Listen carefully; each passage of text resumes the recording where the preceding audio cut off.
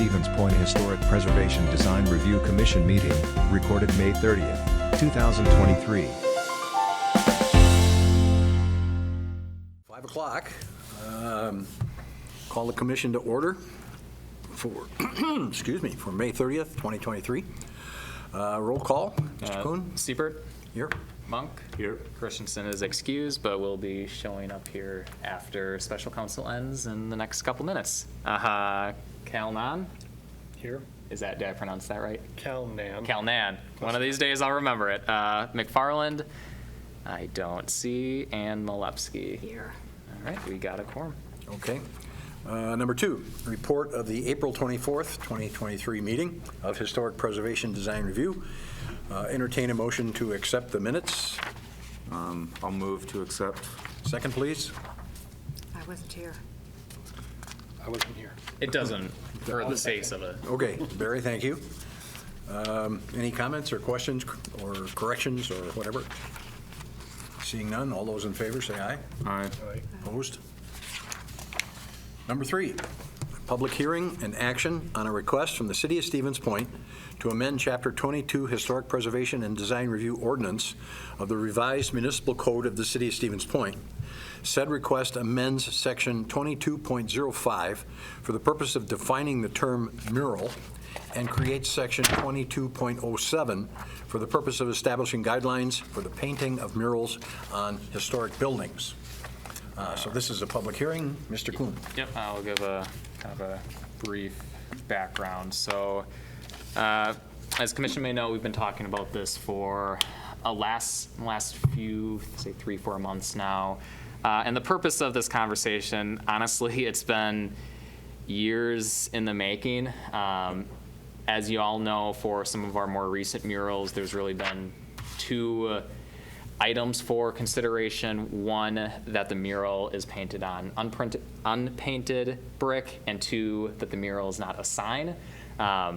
Those are really the only 2 requirements for this commission in reviewing a mural request, and I think we all know that there's a lot more to it in terms of making sure a mural is applied appropriately to any historic building in the downtown and the Clark Street Historic District to really meet the intent of your charter to make sure that murals apply to the building to reduce any harm to that building in the long term.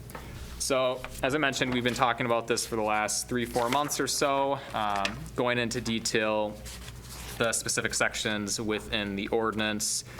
A, defining the term mural. B, talking about the application requirements, still having this go before the commission as what we've been doing in the years prior. C, talking about the specific design standards. As you can see, going from A through K, it's a lot more exhaustive than just, hey, paint a mural on an unpainted facade. D, talking about removing a mural, which I think that's extremely important in the context of, should a property owner want a mural to be removed over time? Really, what's the standard of approval? What's the standard of review for something like that? What's the long-term maintenance of an existing mural? As you all can attest to, murals in the first 5+ years, there's no harm, there's no issue to it. But naturally, paint on any building over years is going to be prone to chipping, so who's responsible for that? So that'll be something that would be included as part of the application process. And then the last part, appeals. As we talked about in the months prior, that there should be an appeals process if anybody would want to propose a mural that does not directly meet any one of these review criteria. So we've been talking about this quite extensively, and frankly, I'm excited to at least have something more specific in the books instead of what we've been doing in the past. So with that, I will kick it back to the chair to conduct the public hearing. So just for a process, I know we don't have that many public hearings amongst this group, but we're going to have the public hearing. Folks online, in person, can provide their testimony. After that's done, if there's any clarifying comments that I need to make, I'll make them. Otherwise, we'll kick it back to the group for discussion, clarifying questions, etc. So, Okay. Sure. So, open the public meeting. Anybody wishing to address the commission? Sir, go ahead. Put your name, give us your name, please. Sure thing. My name is Chris Claysmith, 700 Wadley Street, and board member for Create Portage County. Thank you, Adam, for putting the ordinance together. Really excited to see this come through and some additional criteria added in. We, as a organization, do have concerns over item 2H in the design guidelines for the significance of the design work, and recommend that that item either be removed or a more objective rubric be put into place to identify what the significance needs to be in order for it to be approved. The organization has installed a significant amount of public artwork over the past few years, and the organization has reached a lot of subjective review and scrutiny of what murals get installed around the area, but no public harm has become of some of those murals. So would like clarification on how you are defining significance in this space. If it needs to be significant to one person or significant to 100 or significant to all 70,000 of the county. It's really important for us to know how exactly that's being defined. So thank you for including the appeals process as a part of this too. I think that's a great, I guess, back check in case a mural does get denied for that particular reason. But I would recommend having an objective scale to make that review process easier for you all and objective. Thanks. Okay. Pardon? Then you just can say like the public hearing is still open. Yeah, it's still open. Are you here to comment? I'm just listening. Or are you just listening? Okay. Yeah, I read over it and overall pretty much agree with things. I just have some. Yeah, we'll have you go up to the front. Got to be formal about this. Yeah, I apologize. Yeah. If you want to state your name and address, please. Mac Teague, 1222nd Street. The one thing that I was going over with the resolution is it says that it should be added to unpainted masonry. I don't know if maybe that's a new thing that y'all are looking into doing, but as far as historic masonry goes, I really don't believe in the historic significance of painting over, specifically clay brick masonry, which is very prevalent in the downtown district. The old Parkinson's building, I believe it's 1000 Main Street, had a mural painted on it about 2 years ago, and that's already failing, and it's causing the masonry itself to fail. It's coming out, the masonry clay brick building has a particular way that it relieves moisture from the building, and once you start painting over that, even in other buildings where murals aren't painted, but it's just a mono paint, it does cause the masonry to fail. So I'm just kind of curious about how you're going to go with that going forward. If it's been painted before, but it shouldn't have been painted, if you know what I mean, like what's that going to go looking forward? And then also with the fact that murals have been painted on historic buildings such as that, what's the idea moving forward of how that's going to be addressed now that those buildings are already starting to show signs of distress less than, I'd say, 2 or 3 years later? So I don't know, maybe that's a further discussion at a later time, but just a little earworm to be cautious of, I suppose. Okay, thank you. Thank you. Can we ask a question? Is it? Can we ask a question on her statement? After the public hearing. Yeah, since there's nobody else, I guess we close it. Just make sure there's nobody on Zoom. Yeah, is anybody online? Yeah, then you'll just say declare the public hearing closed. All right, we shall declare the public hearing closed, and let's see, Calnan? Yes. Mr. We'll need Calnan? let's do a motion, so Okay. then we can bring it on the floor then for Okay. A discussion. motion to, excuse me, a motion to accept the guidelines as proposed here. I move. Okay, Mr. Monk moves. A second, please. Did you see Eric came in? Yeah, I got it. A second, please. Oh, you're good. I'll second. Okay, Ms. Malevsky, thank you. All right, further discussion. Barry? Just a question, which specific mural were you speaking of? I don't know the name of it. It's on the back half of the Franciscans building. Okay, I know that one. Where The flowers, the flowers and different, which is a very beautiful mural. no question. But it has already started to show what can be significant damage to the building. Understood. Yeah, no, the concern is there. So I just wanted to know which one so I could go take a look.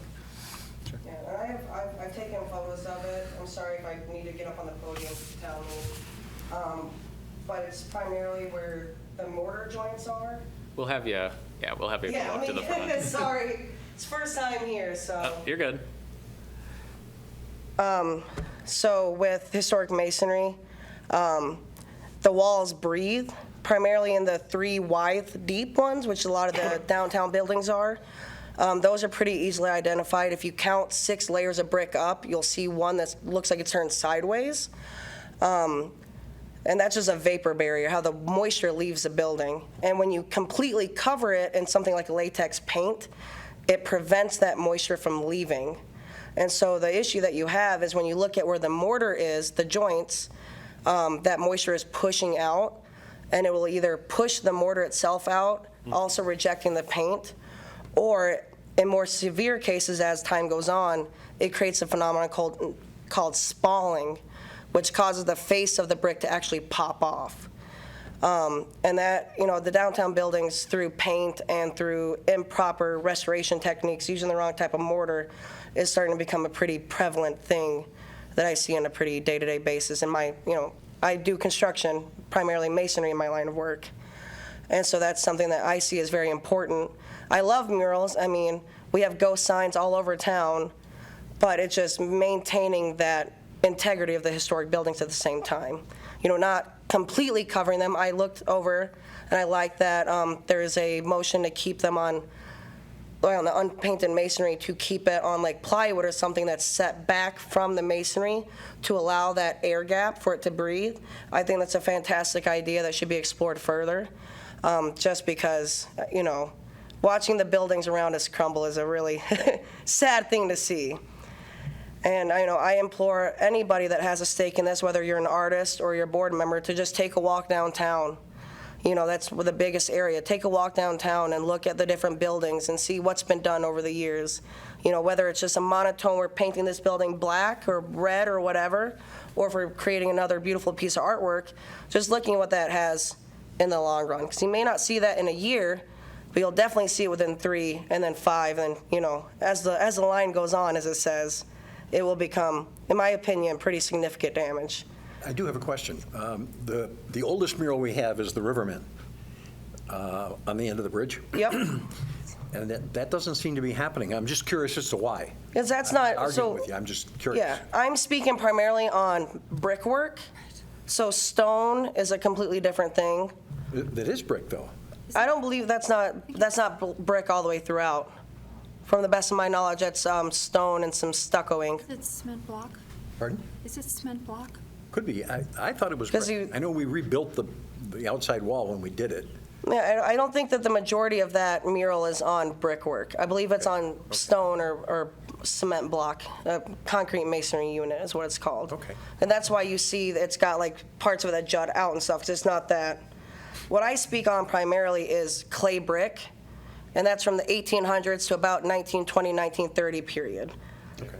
And so that's what I'm primarily speaking on, not the stone. The stone where on the side of Buffy's is stone, and that's a completely different sort of masonry unit than something like soft clay brick.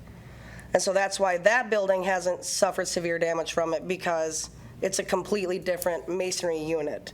There is some, chipping and peeling, but nothing like what happens with a building that's primarily brick masonry. Clarification, you're talking about the square mural? Yep, Picture the of one the that's with, square. yep, on the side of Buffy's bar, Buffy's Tavern, yep. And that one isn't, what I primarily speak about is clay masonry. Okay. And that's the 1800s to about 1920, 1930s. Okay. Sir, you had a... I was just going to comment on the Rivermen mural. You might want to walk close to it and take a look at it. Okay. Any other questions for her? It does look like there's damage at the bottom of that. And that's not a mural that I'm super close with. I stayed more in the downtown. I live downtown, I work downtown, and I also do construction work downtown as well. So that's kind of like, that's my little area of the world that I really focus on. But now that it's been brought to my attention, I do want to walk over there and take a little gander. 'Cause the big thing is moisture and trapping the moisture within the buildings. Yeah, anything So else? just clarification, your suggestion would be to, the next mural, to do it on some sort of material set out from the brick? For clay masonry, I would suggest that, or in the notes it says you'd be able to cover 100%, and maybe that's just talking about if you use that plywood or other applicable thing. I would suggest if you're painting directly onto brick, to not paint more than, say, 50-60% of it, just to give it that space to breathe. Otherwise, doing something that's like a setback, almost like a billboard, I want to say, where it's set back from the masonry, but it has like an air gap behind it to allow for that moisture to escape. That would, in my opinion, be an absolutely acceptable kind of give and take scenario on that. And with doing that, you'd be able to cover a larger portion of the building than just painting directly onto the brick. May I make a comment? Pardon? Can I make a comment? Sure, go ahead. The brick that you're speaking of, just to be clear, you're 100% correct. Anything that was fired back late 1800s has a different makeup, a different porosity than modern brick, and it was meant to breathe. So you cannot cover that with anything, even a water, like some people will try and put a waterproofing on it. It immediately starts to destroy the brick from the inside out. Like a So any kind of siloxane? latex paint, and that's something we haven't talked about, and I don't know if it's the point to bring it up, but what kind of paint we're using on the brick. If you just use house latex paint, it's probably the worst thing you can use on the bricks. Now, modern brick like this, it doesn't matter, it's stable. And it's going to last a lot longer. But anything prior to that, then that's what we're talking about, the historical brick. The research that I've done, generally what other cities are doing is they are using a secondary board, secondary canvas to put on top of it. Solves two things. When it does start to look horrible, it's easy to replace. And it's much cheaper to replace than trying to wash off the brick and wash off what's been done before. The only specific thing I would suggest we check into is how they're attaching it to the buildings, because they are doing it in a way that's non-destructive to the building itself. And that, although there is an upfront cost, it is cheaper if you're keeping that as a mural space going forward. And I'd also implore, if people are looking into doing like full frontal, painting, instead of using a latex paint to paint the front of a building red or gray or anything like that, I would implore them to look into lime washing as another alternative. That's historic as it comes, and that also doesn't cause any detriment to the buildings themselves. It's a little bit more expensive up front, but if you're looking for a nice, solid coverage, that would be a recommendation that I would have as well moving forward. But the secondary covering, in my opinion, would be the best thing you can do besides, instead of saying you can only paint this much of the building, you can paint this much, but it has to be, and I 100% agree, it is cheaper because you're looking at, what if the landlord or the property owner doesn't want it anymore? It'd be as simple as, detaching some lag bolts, some tap cons, and then removing that. And then that would be a very easy repair to the building itself, is going in and using a historic mortar or maybe replacing a couple of bricks, and then you can patch it up and it's like it never even happened. What is lime washing? Lime washing is using lime, which is, are you familiar with what lime is? Yeah. You'd be using that and mixing it with water or other natural pigments, and then you wash it, like Huck Finn, whitewashing a wall. Okay. And But does so- it leave a color behind, or it just cleans the If you brick? pigment, so traditionally lime washing is white or an off-white color, but you can add pigments Oh. to that. There are companies out east, because of their historic committees, require them to use lime mortars, lime washes, lime plasters. So there's Lancaster Lime Works is a really good company from Pennsylvania, and they really do. I talked with them on the phone a couple of weeks ago. They're really good. They have different types of pigments that you can use, different bonding agents, you talk to them and you say, I literally called him and said, I'm in Stevens Point, how much is it gonna cost me to ship lime in from Pennsylvania? So it's a hard thing to find in this area, unfortunately. It's a lime that we need, but that's the same lime that, lath and plaster home. The plaster on the outside is lime and horsehair and maybe fine crushed marble. That's the same idea, but you're applying it to the exterior of the building to give it a different appearance than a red clay brick. And you can add, pigments and things of that nature to it as well. If I may add, just at any point ongoing prior to a final vote for the motion, if there are amendments that any one of you 5 would propose or would like to see, now would be the time to bring I that up, think if there are any. the points that Mac has brought up, I think we should definitely look at incorporating some of her testimony in with everything that we have here. So based off the comment about, I'm thinking of like a latex paint. Like, and just, stuff that's been brought up, like, yeah, like, So I guess going back to this, I'm going to look at, so it would be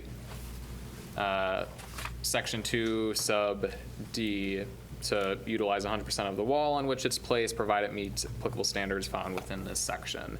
If there's concern about using a latex paint, you could, because I know, Barry, you're correct in looking at other communities, how their mural ordinances are established. Some of them do have a specific percentage as to how much of a wall can be used for not necessarily a latex based paint, but if there's concern about specifically the use of latex paint, you could have basically a second sentence that says that if latex paint is used, you're allowed to use up to X% unless the mural is applied to, say, like a sheet of wood that's affixed to the building, which is addressed later on or somewhere in section 2.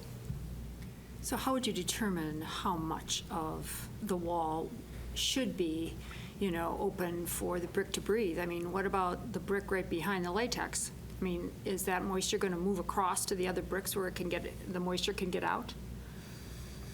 Well, I will say that I'm not, I'm not the professional, know-all, be-all. Well, and that is a question, whether, Yeah, I'll say at least specific to communities, there's not a standard percentage Yeah. that communities use. Frankly, I think it's more subjective reasonings as to why they chose that specific percentage. well, and would the Wisconsin Historical Society know? Because obviously they deal with a lot of that sort of thing. My hunch is no, but unless, I mean, I think I would implore you to, if you're able to, walk downtown and look at the painted buildings, and you can see very specific areas where there is moisture coming out. So with the one on the back of the Franciscans building at 1000 Main, it's mostly coming out of the bottom because it's painted top to bottom, and a lot of it's coming out of the bottom where it's probably the last 3 feet where it's really starting to visibly push out. Other buildings, it's coming out at spots such as the headers, where the water's hitting a steel header and it has nowhere else to go, so it's forcing out the corners. So you'll see the headers have watermarks coming out like this. So, I mean, I would say keeping it within the mid-range of a wall, like if this is the wall, and you want to put a mural, putting the mural in this sort of area, so you're giving it. And that's, I'm not saying that, trust me 100,000%, but just based off of my experience, that's where I see the issues with the water coming. If you throw water at a wall, it's going to run naturally down, Right. would be my, I guess, suggestion. But there may be other people that have more knowledge to that than I do. I think that's just a little bit of research with other historical. or, since it's there's a lot of the classic phrase if but for, there's a lot of if but fors as far as the type of paint, Yes. the building, specifically the building facade that a proposed mural would be applied to, maybe it's best to strike D in its entirety, and then if there's concern at the time that an applicant is bringing a mural before the group, if there's concern as to the type of paint that is being used and kind of the comments that were made, you know, then that would be a conversation for the commission at that time. If that's what you want, I guess if you feel that would cover that, is just striking out subsection D. I think 2G kind of covers a lot of what you're talking about. Again, excuse me. You don't happen to have that. Yeah, I don't have it up. I apologize. I don't have it handy on me. A mural is not permitted to be applied to unpainted masonry walls such as brick, stone, or stucco. Conversely, murals are permitted to be located on unpainted masonry walls only if such a mural is painted on removable materials such as plywood or other suitable outdoor materials upon the discretion of the Historic Commission. Removable materials shall be anchored into the masonry joints of the building's wall. Removable materials shall be framed so as not to trap water between the mural and the wall. And that's what I said think that's what earlier. you're saying, right? Yeah, no, I said earlier that I saw that point and I agreed with that. There were just some other questions about certain particulars that were brought up. So if there's concern, I guess, if there's concern about, again, a lot of the if but for type situations, maybe it's best just to strike out sub D. Yeah. It still gives direction. an applicant the ability to paint 100% of a building facade. It's just based off of, like we talked about, the specific type of paint that's being used, the specific, kind of the specificity of the building itself that mural will be applied to. I mean, I think part of, in the perfect world, if you could do our murals in appropriate paint, but that is definitely going to increase the price to the artists and to the people doing it. It's also going to limit. And being an artist, I don't like putting those limitations on it, but if you're damaging the building by doing it, then I think the dropping down where you said putting up a temporary or even a structure to paint onto, and the amount of buildings we're talking about, like if the building has had the wall redone and it's been stuccoed over, you're already talking, it's been sealed. So, you know, it's going to be a case-by-case basis, really. So if there is a interest, again, it would be in the commission's right to make a motion for an amendment. So if that's requested, there would need to be a motion to basically talk about what you just said, to strike out subsection D. So that's what the commission wants. There would need to be A friendly motion to your, Go ahead. Oh, go ahead. it would be a friendly motion to Mr. Monk's motion. Yes. So we'd have to do, Yes. if that's the amendment that you'd want to do, we'd have to do a motion and a second and a vote just for that amendment Okay. first. The overall approval would still need to Right. occur after any and all amendments are gone through. Well, I do agree that, Yeah. I do agree that 100% coverage would be detrimental. So if that's, Okay. I would put that out there to be a motion to strike. You are, okay, to strike section 2D. Correct? Yes. Okay, a second, please? I'll second. Okay, Mr. Monk, a second. Further comments? Just for the motion, or just for the D, amendment. Just for the 2D, yeah. All those in favor say aye. Aye. Opposed? Okay, so strike 2D. Now, we still have a motion on the floor for the whole thing. Are there any questions to the gentleman from Create? His comments dealt with this section. Like which- it was a rubric, right? Or some kind of Significance. It was, rubric for Thank you. significance or some kind of. So which section? That's the same section, just. So it was section 2H. And I think this has been, a subject of contention in developing this. I sort of have the same reservations that 2H is hard to define. I can really appreciate the need to want to put some sort of criteria for what should be included in these murals. I'm just unsure how to achieve that. So I'm wondering if perhaps you had any ideas on how to better define those for the ordinance. I don't have any offhand that I can bring forward at this point, but I do know that there are a lot of engaged community members who are active in the public art space that would be happy to help design a rubric if called upon. Any other comments specifically to Section 2, Sub H, proposed mural having cultural, artistic, historical, societal significance? I think that the reason that there are this many people on the commission, I think that there's somewhat of a broad view. I think it's very hard to put a specific objective kind of line on it, because in some ways that limits more what you can do and what you can't do. So.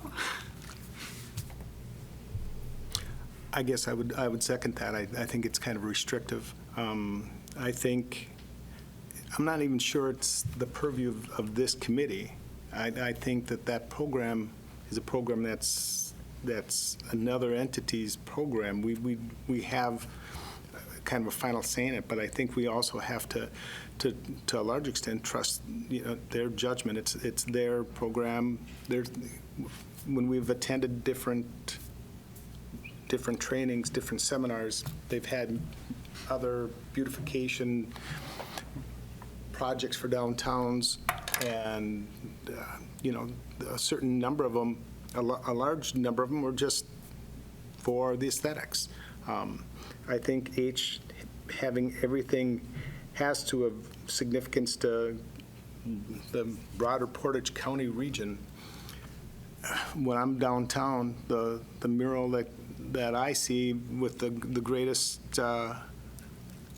amount of traffic and people look is the Ruth Bader Ginsburg. And according to these guidelines, that when I see pictures being taken and others, I see more that now that's on my limited.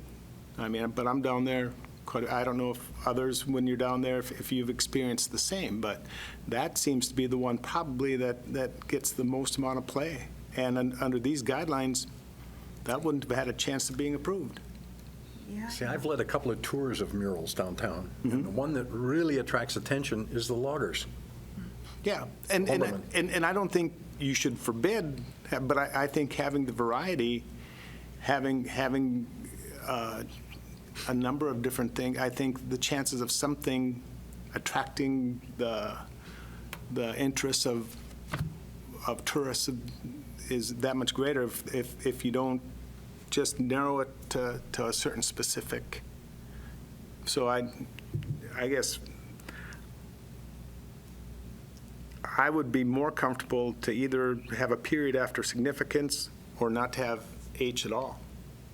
Not that I'm saying we should get the H out of there, but. Oh, boo. Boo. If I may offer a response?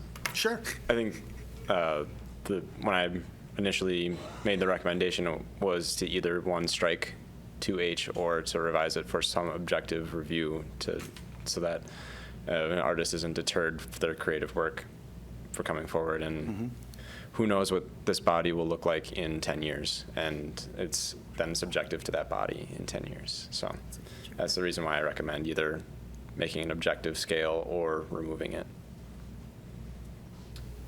Barry, Peter, Tim? Well, a little historical background. I was on the original committee that set up the murals, and the very specific purpose was history. The murals had to be strictly history. That's why the loggers, that's why the one on the side of, not Goose, but... Sub 1 on the screen. What you're just Oh. referencing. Yeah. So all of the murals specifically had to do with the history of the city. Did that coincide with some historical, like a specific point in time, like an anniversary of the city, or? No. Just It was an ad hoc committee that just got together, and they had seen all the ones up in Ashland and thought that was really a cool idea. So we started putting together that. That was in my neighboring community for 2 decades, so I saw all of those. I will say, though, the Yeah. one that did come from the 125th, perhaps, is the one on the old hot fish shop, the people. The city had a vote on that one.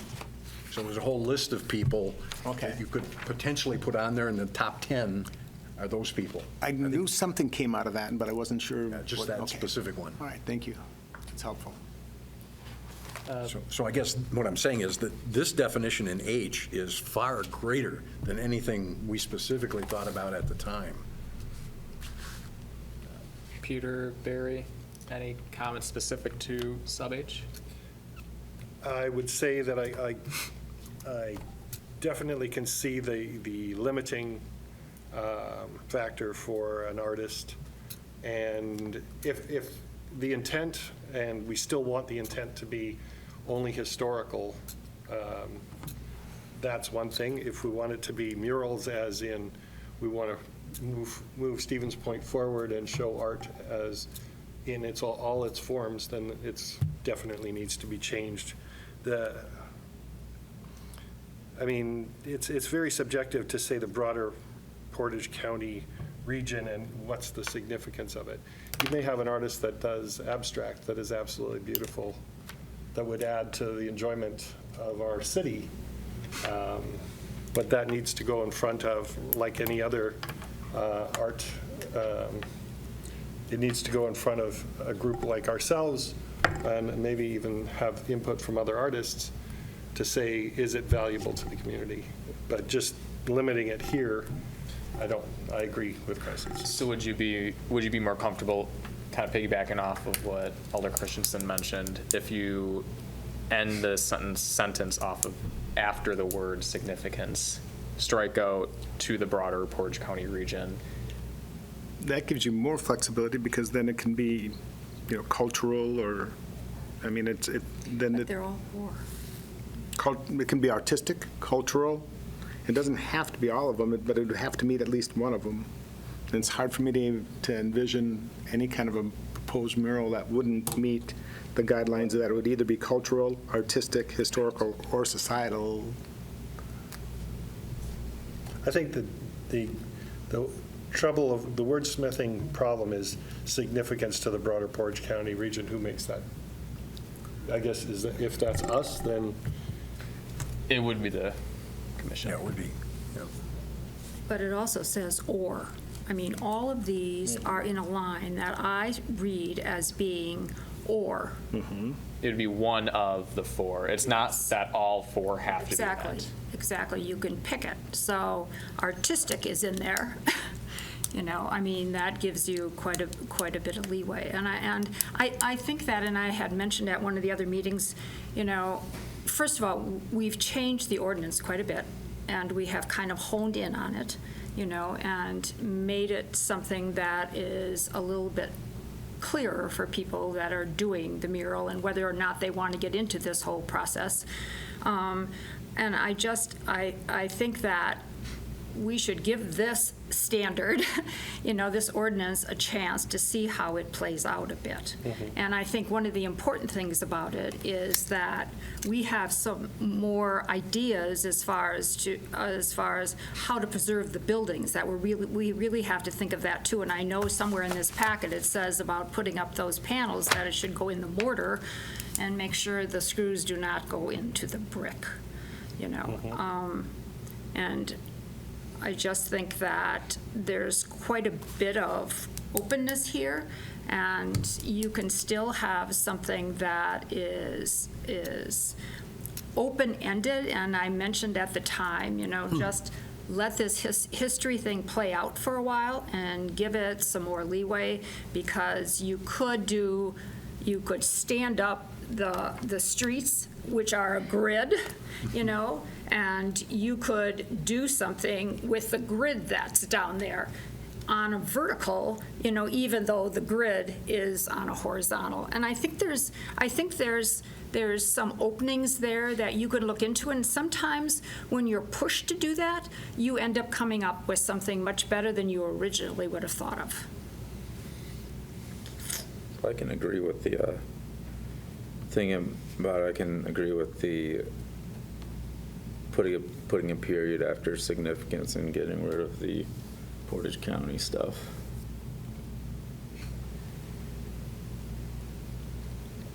Ultimately, I guess if that's something that any one of you 6 would like to make a motion on, you can.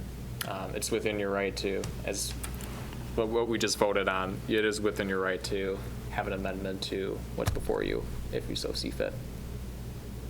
Could this be solved by putting a comma after historical? I mean, are we just missing an Oxford comma? That's also, can also do that.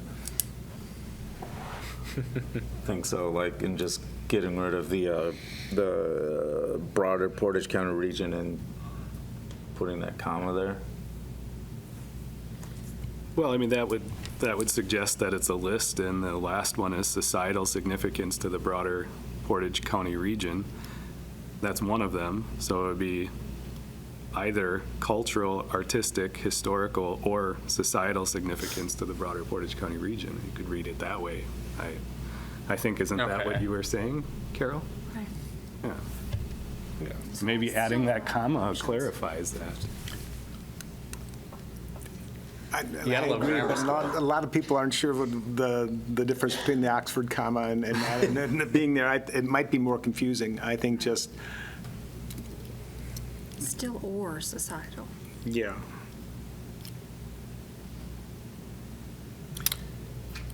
Any, Are you comfortable, I guess, are you comfortable with how it's written as is, or? You wanna change? Or do you want to, would anybody propose an amendment? I'd propose an amendment to add a period at the end of significance, right after that. And then strike out the, The two, Remaining? yep, to the broader Portage County region. And I'll second that. Okay. Further comment? All those in favor, aye? Oh, and add a, would we add a comma then? Not necessary. All right, then we don't need the Oxford comma. All right, we'll leave. Some action. All right. All those in favor, aye? Aye. Aye. Opposed? Me? No. No? I think, so since all 5 of you, I think Carrie. Not voting? Yeah, you won't have a vote now since all 5 members are here. 4-1 then. Barry, were you affirmative or negative? Affirmative. Okay, so that'd be 4-1. 4-1, yeah. Okay, All right, anything further? 4 amendments. Yeah, for amendments or whatever? I just want to compliment the amount of time and energy. It's well-written, and I think it's going to help us make sure things are being done in an appropriate manner. So I appreciate the time and effort that was put in. Appreciate it. And just to clarify, we do have the motion and a second still on the table for the full The ordinance. whole yeah. thing, yep. Any further comments on that?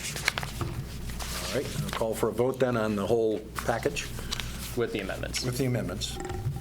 All those in favor, aye? Aye. Opposed? Okay, unanimous. Nice. All righty. Moving on to number, where are we here? 5. 4. 4, yeah, I went reading the wrong one here.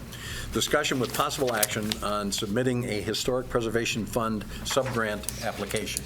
All right, so last, I'm trying to remember if it was March or April when we met, I think the end of March, we talked about the subgrant opportunity through the State Historical Preservation Office as part of the city being a certified local government. Essentially, we talked about the different project types, A through K, that's shown on your screen. And based on our conversation that we had the last time we met, we really honed in on 2 project types, one being focusing on a historic preservation fund, and the second being submitting to be determined historical district to the state and national register for listing. So there were some conversations that were had, some questions that were had about both of those routes, the historic preservation plan route and the state and national register route. So with that, myself and Older Christensen we had a conversation with our certified local government rep to kind of answer some of the questions that we had and trying to get a little bit more insight from him, who is one of the members of the board who would be reviewing these applications. So I'm going to start first with the historic preservation plan. I know there is a couple comments that were brought up about really the scope. What would be the full scope of a potential historic preservation plan?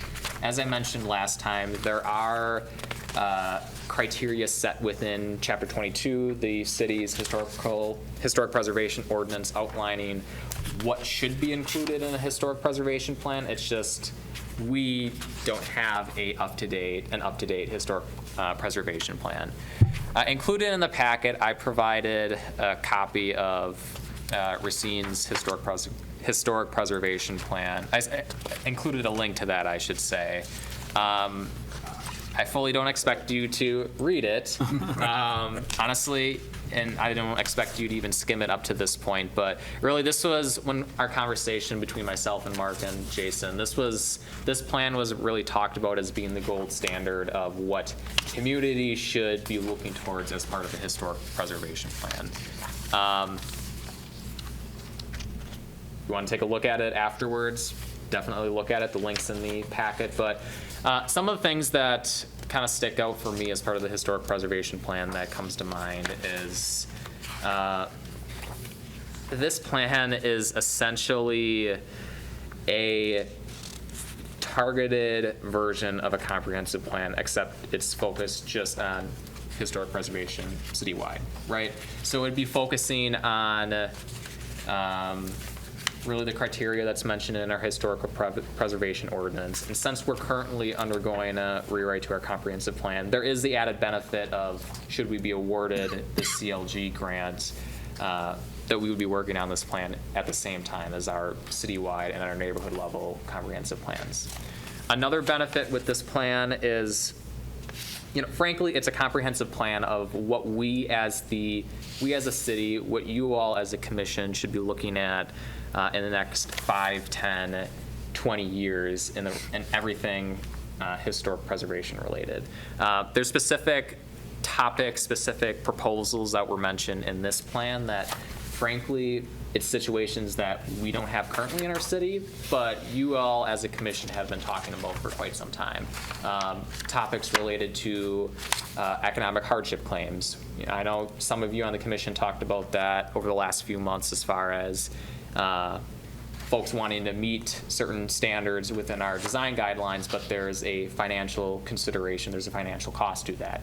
Should there be language to help address that?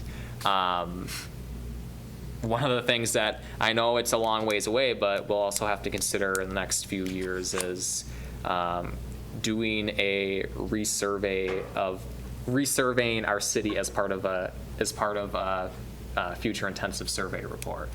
This potential historic preservation plan would address that. So if you haven't looked at this already, definitely recommend you just skimming through this, taking a look to see how this applies to Racine and how this could apply for us as a city. There were comments last time about the bonus points. Mark, correct me if I'm wrong, but essentially the gist that I got from our conversation is that yes, specifically the bonus points, the bonus points for historic preservation plan would not apply to us. However, the point system, the points rubric broadly speaking, is something that is not stressed upon as what we think should be. Correct me if I'm wrong, but yeah, it didn't seem to be as restrictive as I had read through it. It seemed like it would just be graded totally just by the points, and whoever had the most points was going to. And I kind of got the impression the points were a guideline that the committee would look at, but it wasn't necessarily the determining factor. That's kind of what I got out of it. I don't know if you got the same gist. But that's kind of how I got it. So that's kind of a roundabout way of saying, honestly, as part of a potential grant application submittal, I wouldn't worry too much as far as the point system, how many points we would collect as part of project type A versus project type B. Secondly, I'll talk about the nomination route. I know when we talked about this last time, there was interest specifically for the kind of area along Church Street, Ellis Street. One of our, actually pull it up on the screen here, the yellow shaded area here. So these different colors are identified historic districts that could be nominated, that meet the criteria for being nominated on the State National Register. It just hasn't done so as of yet, except for this green shaded area. Now, one thing I'll note, a couple years ago, there's a comment made from the State Historic Preservation Office that, again, because of the demolition of the old convent building, this district was not viewed as favorably when compared to these other districts for a potential submittal as part of a potential nomination to the National Register. What I got from the conversation is that argument still stands, that since we haven't had a new intensive survey up to as of late, since the convent building was constructed, that kind of sentiment would still hold true. So that's kind of a way of saying, would this specific yellow district here be as favorable as the other districts? I would say no. Doesn't prohibit by any means going that route if the commission chooses otherwise, but it would be less likely that I took it from that conversation when compared to the other when compared to the other districts as part of a potential nomination. One thing that I wasn't aware of, because I thought one of the advantages of being in a historic district is you're able to apply for the tax credits. Yeah. And most of the entities, a good chunk of that are nonprofits. And so that I didn't think that they would, since they don't pay, but I guess they're able to claim the tax credits and sell the tax credits. Mm-hmm. I've heard something to that effect, which I had never heard of before. So they still would be able to offset some of their costs, even though it wouldn't be savings on taxes because they don't pay taxes.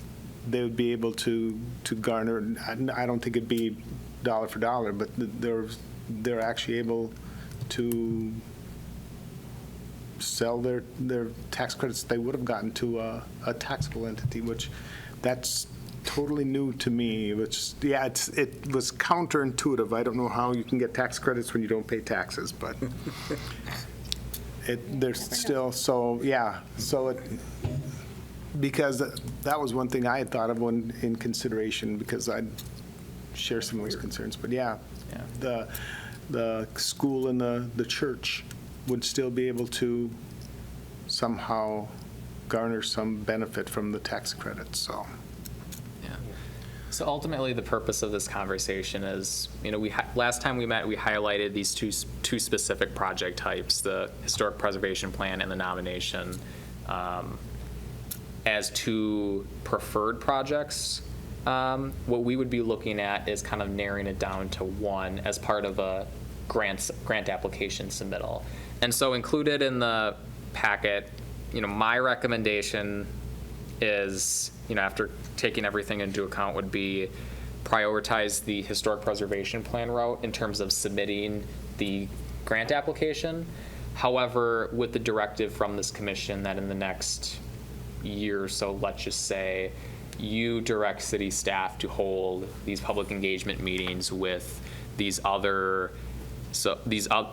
owners within these proposed historic districts to really talk about what it means to be on the National Register, how does it impact these property owners specifically, and really see where their opinions lie. I think a couple benefits with going that route, having those public meetings or having those meetings with these property owners is, if they're all for it, in a way, that's one tool in toolbox to prioritize that district over another in terms of future nominations. And if certain property owners say, if a majority of property owners say, no, I'm not interested, I won't take advantage of it, I think that would be helpful information for this commission as well in terms of prioritizing any one of these 4 remaining districts in the years ahead. So I guess that would be my recommendation for you all, is grant application, focus on historic preservation plan with the directive of having these public meetings with the other 4 property owners within these other 4 districts, but it's just a recommendation. Ultimately, it's up to you to do any action or no action at all. Just a comment. Yes. I own a property in that next area. And as I have mentioned before when this came up, I put new windows in there, but I did not put wood windows in. It's a brick building. I'm not planning on painting it. But again, the cost of materials, and it is a rental. It is a duplex. I would move back into it. It's a really nice place. The one right next to it is a duplex. The one after that is a duplex. There's a duplex across the street. There's a multi-family right across the street. The whole block, almost the whole block is duplexes. I gotta think. There are 1, 2, 3, 4, 5, 6 houses on the 2 sides of that block that are not rentals, or two-family at least. So that's going to be an issue right off the bat. And I'll say specific to that, that was one of the things that piqued my interest as part of the historic preservation plan route. So on the screen, kind of talks about different ordinance provisions when comparing Racine to other communities in the state, and who has these provisions, who doesn't. So you can see the one, economic hardship provisions is one of them, but as you can see, some of these we as a city do not have. So as part of the planning process to create a historic preservation plan, sort of like this, that'd be the opportunity to have these kind of frank discussions as to, is that something that we should have? Should we have economic hardship provisions in our ordinance? Should we have a demolition delay ordinance within Chapter 22? It's a lot of conversations that, frankly, we should be having at some point. We just haven't had it. So that's kind of the benefit of, and at least that I see in going the historic preservation route, is kind of tie up a lot of these shared concerns, translating those shared concerns into specific policy recommendations. Doesn't it somewhat, though, depend on what type of a historical district gets set up?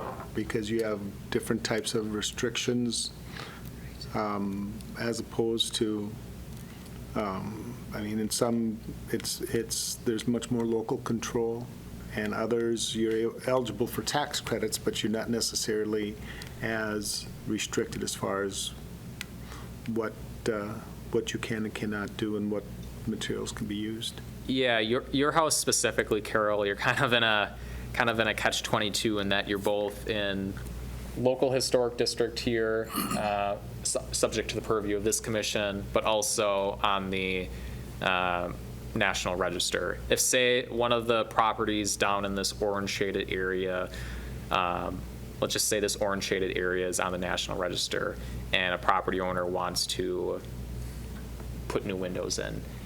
This area, this orange shaded district's not a local historic district, so there would be no purview. This commission would not have purview over the type of window that property owner puts in. If that property owner does not want to apply for federal tax credits, as long as they get a building permit, they're good to go. If the property owner would want to apply for tax credits, then there's kind of a review process on the national level through the State Historical Preservation Office to really, as long as you meet some of their standards for rehabilitation, if the SHPO office proves that that type of work doesn't meet those standards, then you get the tax credits. That's kind of the review process. So ultimately, For any one of these 4 remaining districts, they're not part of a local historic district, so really the main change as part of being on the National Register is that it opens up opportunities for financial assistance, so. And does that also include places that are rentals? Or is No, it the it same? would, yeah, it would be the same process. It would just be the property owner would have to request tax credits, not the person renting out the space. Actually, I'm not opposed to what you're suggesting, but I guess I'm really concerned about the threat to at least 3 of the 5 buildings in the yellow section. The Episcopal Church, their fellowship hall, whatever it's called, and that, Parsonage. and the whatever it house. was, Yeah. Yeah. Yeah. I don't know what they called it, but I see them as threatened, and we don't have a way to protect them right now. I'm not so worried about St. Stan's, or Steve's, I mean, in Yeah. the school, but the other 3 I am. Because I don't see anything happening, particularly with the church or the fellowship hall. They're just kind of sitting there. And they will deteriorate, much like the one on the north side, or south side, Trinity. Yeah. Yeah. Yeah, and I think that's kind of the comment that I made about having these sit-down conversations with the property owner, because ultimately, for this property owner specifically, if they choose to not apply for tax credits, if given the opportunity, then I like to think that that's important context for this commission as to Yeah. prioritizing. Because it's basically the same owner for 3 of the 4 Trinity, properties. yeah. Yep.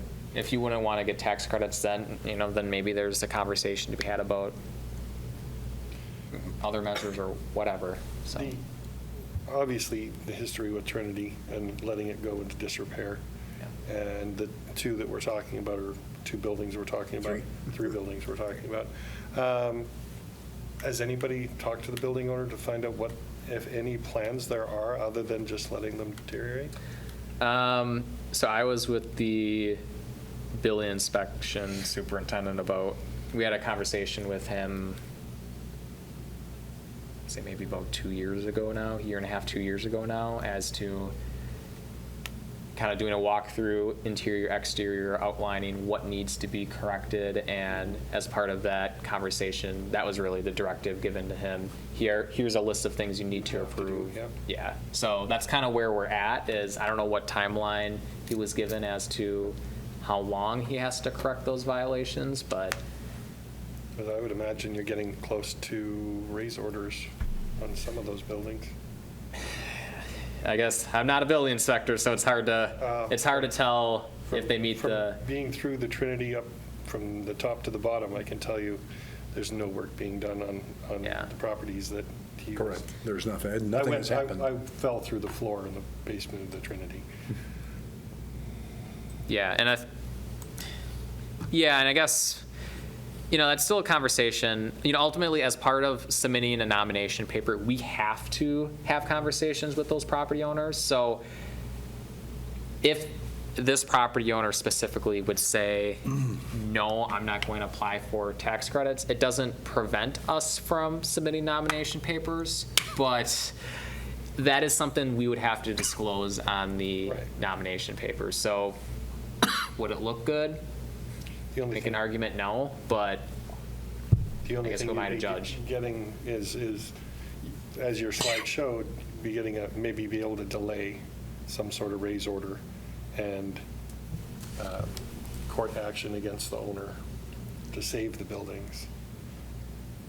I suppose is like, if well, and it gets to that point. specific for the demolition delay, that ordinance, so how Racine has it, how Toma has it, is if, say, Tim owns a property downtown, and you submit an application to demolish it, you, as a commission, instead of denying the demolition review, you could, under a demolition delay ordinance, say, we are going to delay the demolition of this building for X number of months, X number of years, until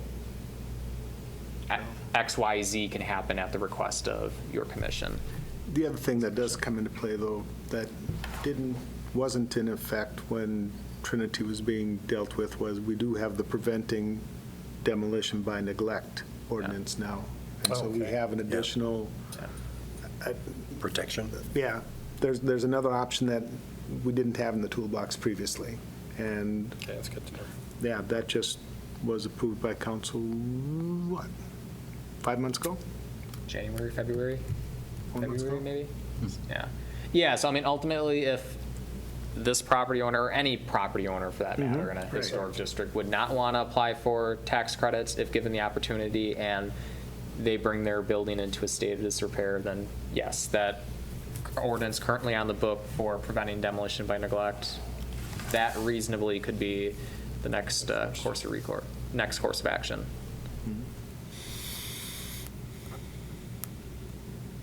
So ultimately, what I'm looking at is, I guess, A, do you want to submit an application? Submit a grant application, and then if so, of the two project types that you prioritized last time we met, which one kind of piques your interest? So I guess I'll start with, should we apply for a grant application, yes or no? I see no downside to applying. Yeah, I don't Even either. if we get, even if we wouldn't get selected this year, it would put us in even better standing part Yeah, of the what do you got to following lose? year. There is nothing, yeah. And Adam doesn't have much to do anyway, so. That's right. Just twiddle my thumbs. City employee, you know. it's- Yeah, you know how that goes. City employee, I watch other people work. That's the way to go. Okay. So the next thing, probably the tougher of the two questions to answer, which of the two project types piques your interest the most? Which one are we looking at? Historic preservation plan or the submittal of nominations? And I guess my own personal preference, I'd like to see a historical preservation plan. We kind of reference it and have guidelines to it. I mean, but it's never been fully developed.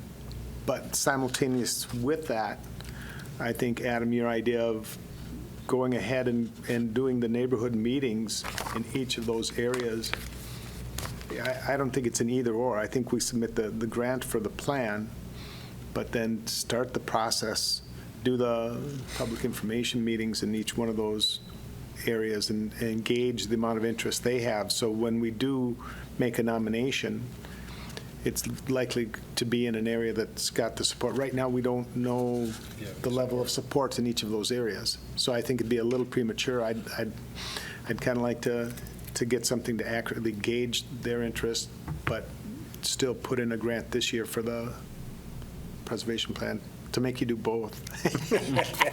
Oh, you're lucky for you. A lot of these are in your district. I know too. they are. So, welcome to the party. Carol, Barry, Peter, Tim, Eric. I think that sounds reasonable. Yeah. Yeah. I've never been accused of being reasonable before. I'm not- Oh, God, where are we going? Okay, I guess we should probably, but before I ask for a motion, just kind of next steps, if that is the route that you want to go. So there is the letter of intent that's required to be submitted. I believe it's July, mid-July August. or August. So that's really, Lots of time. that's really stating our intention with the application itself due in December. Now, one thing I would just note is, consistent with other grant applications that the city has submitted in the past, that the actual ask of submitting a grant application would still need to go before City Finance Committee and Council as well. So your action, possible action tonight would be advisory to Finance and Council. So just want to make that disclosure. Yeah. Okay, a motion then to this effect? I move. Okay, can you state it, please? Oh. No. Okay, so I move, what should I say? To submit a historic preservation fund. Yes. Some grant application. Yeah, to submit a historic preservation grant application. Prioritizing. Prioritizing nominations, is that right? Historic preservation. Historic plans. preservation plans, With the direction. With the direction. With directing city staff to. directing city staff to. Whole public informational meetings with There you go. the Yep. remaining 4 potential historic To preservation. hold public meetings. Is that sufficient, you know? Public information meetings to gauge interest in each of those potential areas to be nominated. Okay. Maria will get that down in the minutes, word for word. Okay. So, no pressure. No pressure, yeah. You want to repeat that? Oh, goodness. All right. No, you don't need to repeat I that. need a second, please. Oh, grapes. A second, please? I'll second. Okay. Ms. Malevsky seconds. Yep. Further comments? No? All those in favor say aye. Aye. Aye. Opposed? Unanimous? Okay. So number 5. Yes, now we get the meat of our conversations tonight. So, this has been a discussion in the making for the last, I'd say, 5-6 months or so. Really talking about our design guidelines, talking about kind of big picture, what do we want historic preservation to be in the city, while then funneling down it more onto the streetscape level, looking at existing conditions, holding walk audits within the downtown and within the Park Street Historic District. So really this next step is going to be the brunt of the conversations here on out, is going through our existing design guidelines document in its entirety and really talking about what's working well, what's not working well, and going line by line, really getting the feel from you all as to what's working well and what's not working well within each of the given improvements. So before I get into this conversation, want to talk about process here on out. So today we'll be talking about exterior walls, so section 3.1. Kind of the process that I see is this conversation tonight's going to be focusing kind of big picture, what's working well, what's not working well. And based on your discussions this evening, next time we meet, I'll bring before you all basically a proposed document outlining those changes, additions, whatever you see fit, and then have that proposed document be up for discussion. So for the conversation today, before we get to exterior walls, I want to talk a little bit about just the general formatting of this document. So you can see on page 31 of the packet, our design guidelines document is broken down into essentially improvement by improvement, starting with exterior walls on page 12 of the design guidelines document, ending with our demolition and relocation guidelines on pages 40 and 41. Later on in the agenda packet, I also have guidelines from other communities, in part for the conversation about exterior walls, but also to kind of give you a sense as to how they structure their design guidelines to see, hopefully when you all reviewed this, you could sense some similarities and some differences with how they kind of structure their document relative to ours. So for this first conversation, I want to kind of get a sense from you. You all, I hope, look at this design guidelines document each time we get a design review or a demolition review brought before you all.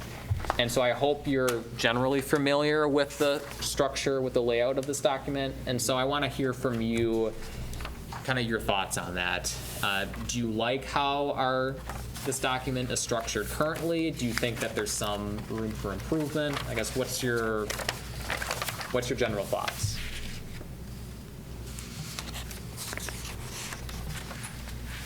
And if there's no thoughts and you think all is well, that is perfectly okay. I'm here.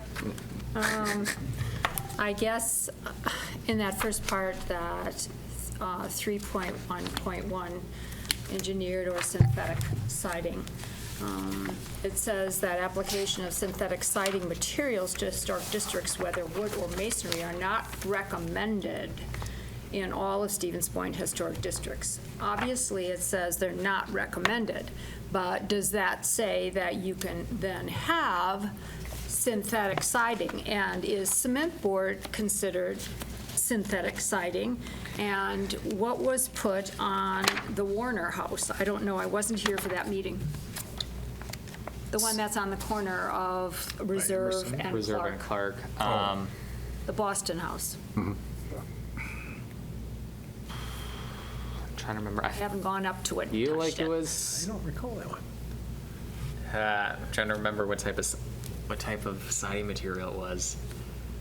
I'll have to get that to you. Yeah, I don't recall. But I think your conversation or your discussion kind of relates to comments that were brought up during both of the walk audits. Yes. Is the use of the words not recommended. Right.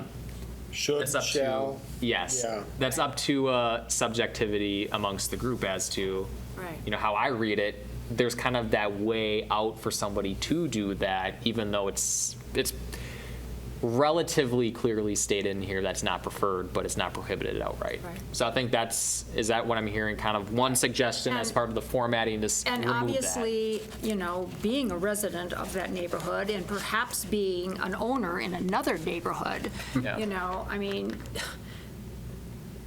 this just has a huge implication because of what my property value is. I've mentioned before that if I had a house that was 1.2 mil, then probably my income would go with that. But I don't have a house. If you go on Zillow, my house is worth $225,000. That's not a lot of money. So when you consider I might have to put in wood windows, and most wood windows nowadays are made out of pine. Pine, as far as I'm concerned, is not cedar, redwood, which probably my storms are made out of right now because they're not rotten, and they're 80 years old. So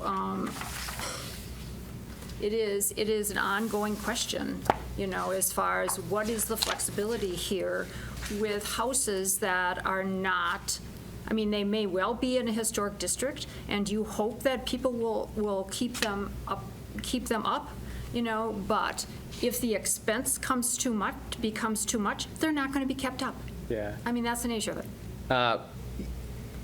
it. Before we get to, I guess, those comments specifically, I just want to hone back in on the formatting of Okay. the document. So I guess one thing up for discussion, you can see the document itself, like the exterior wall section, is broken down by specific type of improvement and then the different do's and don'ts within that specific improvement. Right.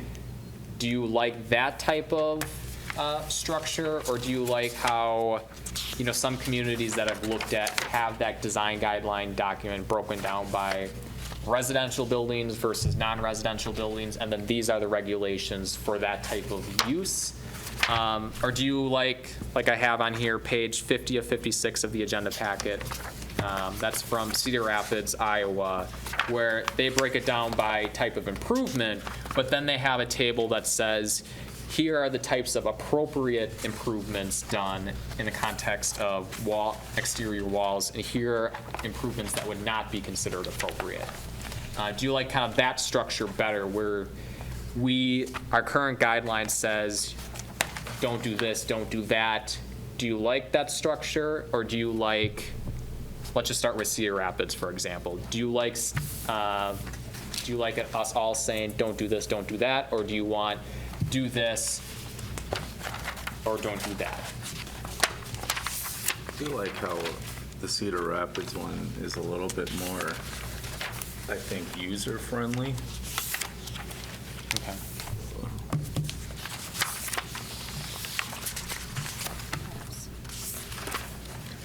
I'm a little surprised that Madison's is less prescriptive. I was very disappointed, not gonna lie. Because You know, they're like, kind of viewed as the gold standard, at least in the Yeah. state, but I'll be honest, kind of sifting through their guidelines, it's See, I a really little like lackluster. this way of doing it. You do or don't? Do. Like he said, it's user-friendly. And also, I think it would be good to have, like, commercial versus residential. Okay. So, Or, Tim? No, I was going to say, whether residential or commercial, it ought to be the same. I mean, you are a historic district, you want to preserve what's there, no matter what the building is used for. If you start putting on all sorts of other things, then what's the point of a historic district? But I think there was a question that came up when we did the walk downtown as far as colors. As far as what? Colors, Oh, paint colors. That'll be a conversation a whole for other conversation. sometime Well, I'm just saying, later as this far summer. as residential versus Yeah. commercial. I guess the reason for that ask is focusing on all of these improvements, so exterior walls, windows, doors.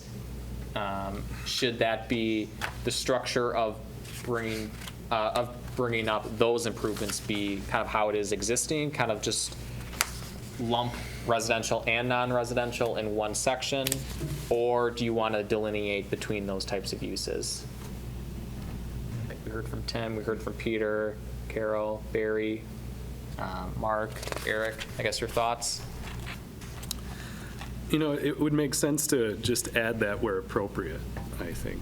You know, if you're going to have differences between the two and maybe those are related to color, then I think it might be simpler just to add, this is the color palette acceptable in the business district. Okay. Okay. Then you're not writing two sets of guidelines, twice the work. yeah, That's a very good point. I guess anything else specific to formatting of the whole document that you want to see? I didn't see any issues with the formatting that you have. I mean, I think it's good. I mean, you can do it a million different ways.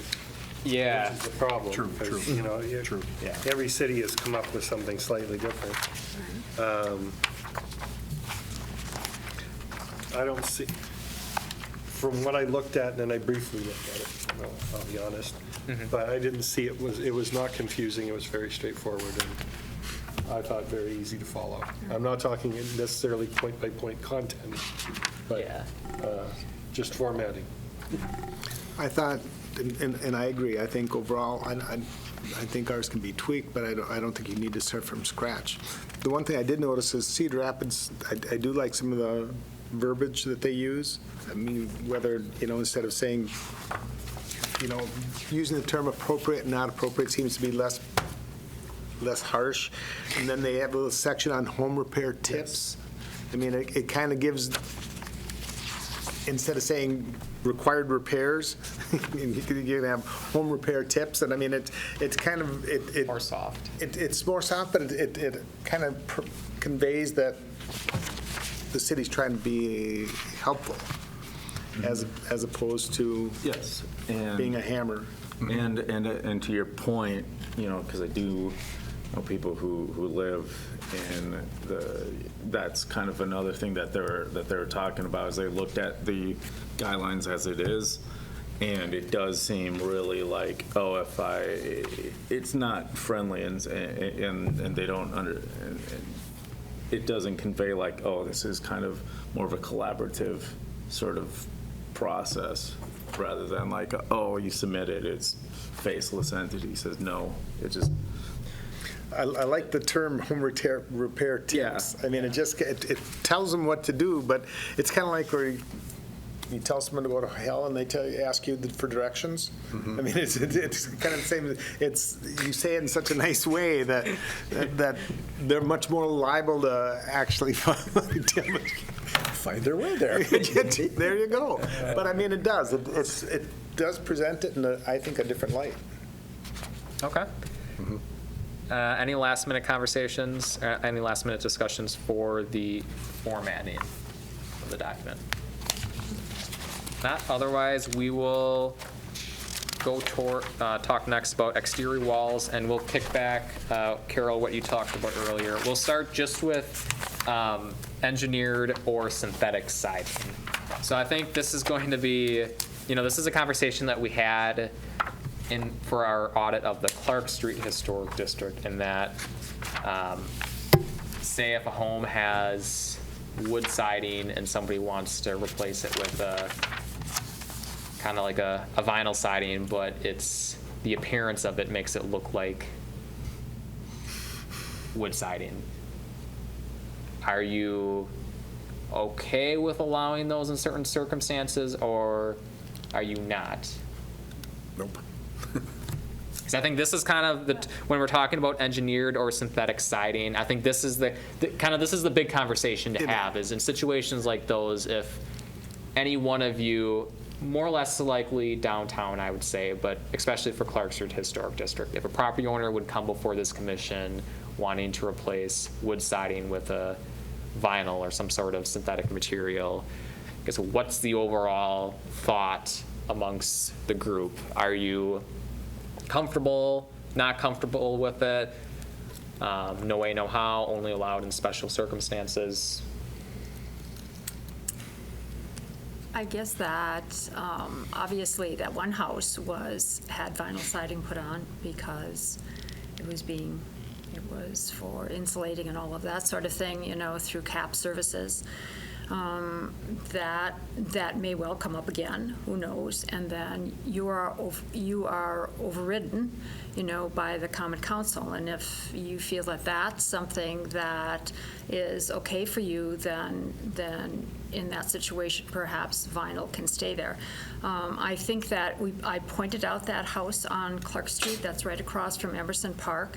It's a 2-story. He has kind of a reddish color, maroon color siding on it, which is in fact aluminum.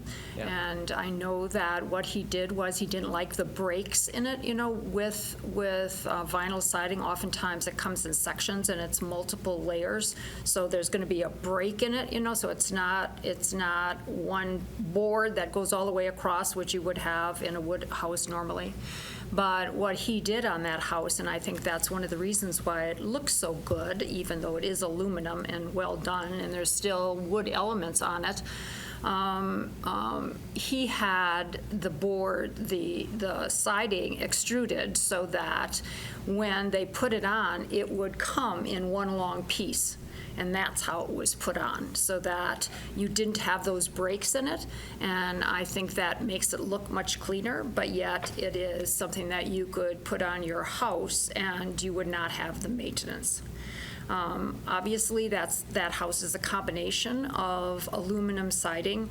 I think he also has it on the frames of the windows, and he replaced the windows. He did it all himself except for that siding. But it still has the porch posts. It has wood on the front porch. The front porch has been maintained. And it's a big house, and actually it's a family house. He bought the family house, so it's been in his family for a long time. And I know that probably for the income he has, there would be no way he would put new siding on and then deal with having to paint it all the time. So that's one option as far as I'm concerned, that if you have that metal extruded and it looks like one board across, and that might be a possibility if you maintain all the details.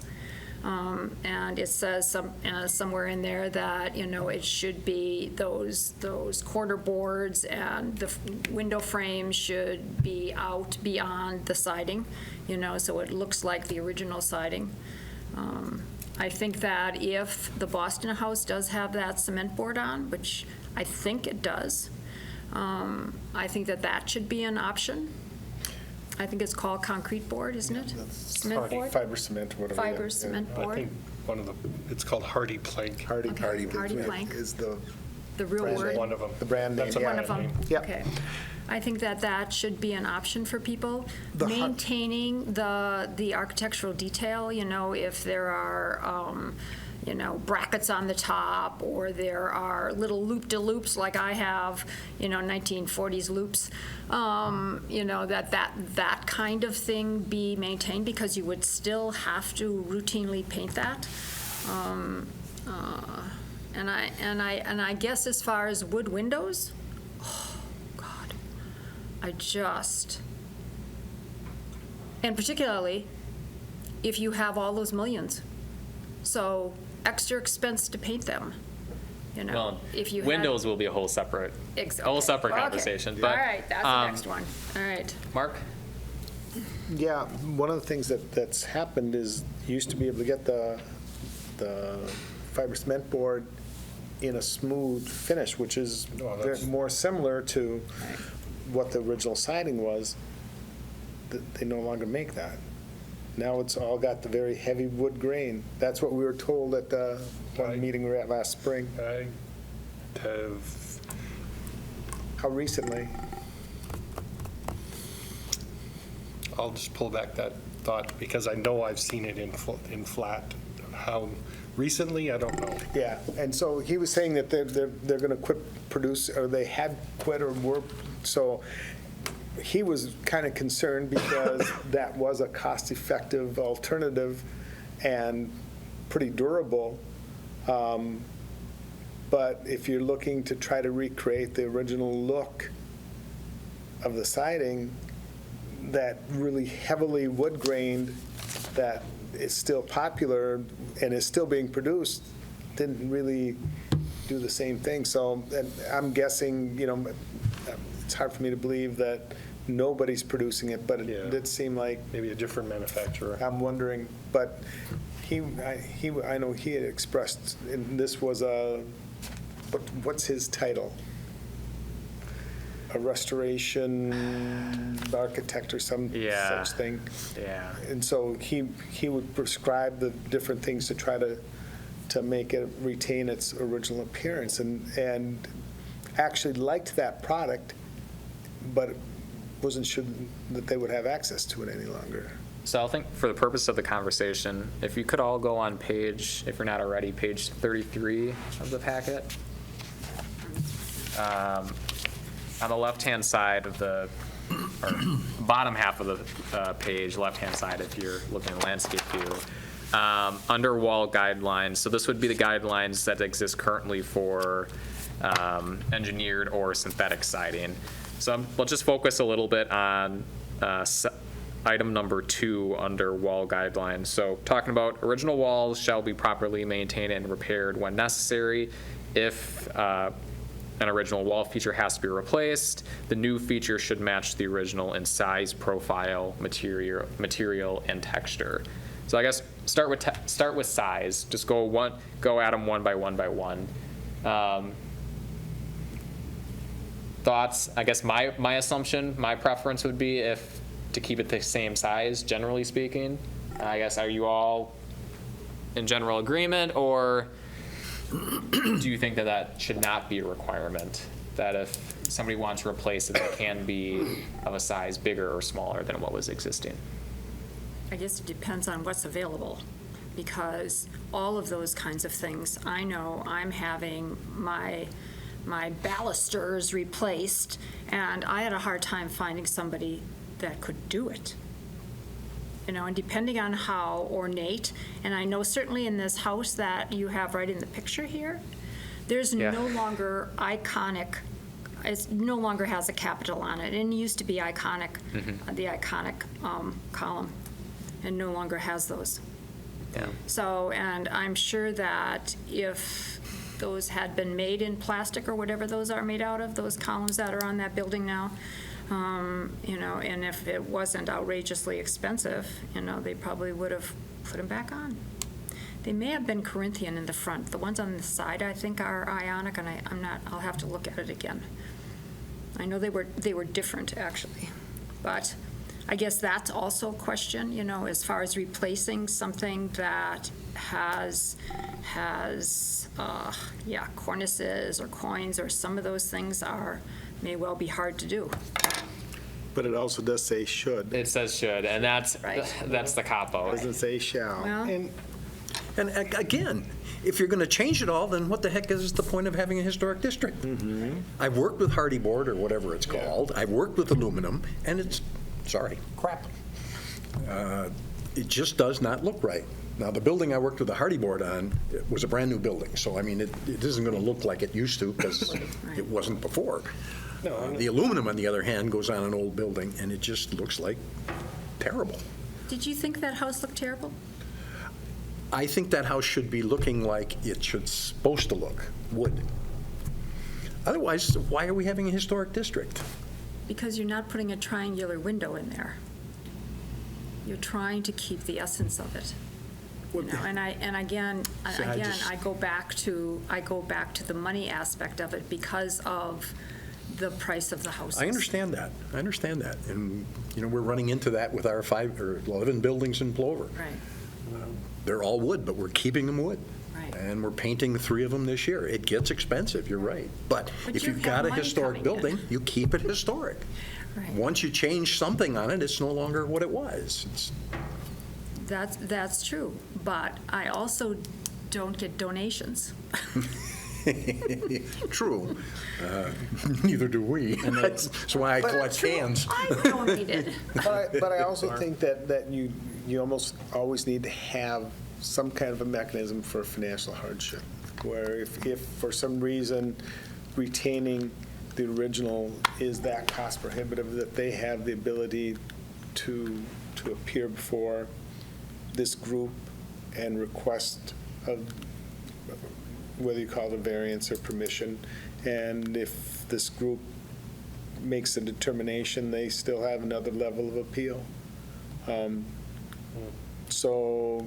Well, they do with the council. That's what I'm saying. Oh, okay. So that's what I'm saying. Yeah. So that's why I'm not as, even if you say, even within our guidelines, it says you have to use this, but it does have that clause where if it isn't fiscally feasible, you're able to appeal and go another route. So there are ways, even within a restrictive policy, there's still that alternative. And I'll say, I mean, the whole concept of financial hardship is going to be talked about, I'm sure, in the meetings coming up when we go through each of these improvements, that, you know, if there's a interest amongst this commission of talking about a proposed, like, an economic hardship ordinance as in conjunction with this, I mean, I'm not against it. You know, as I mentioned during our last agenda item, talking about the grant opportunity, there's other communities who have a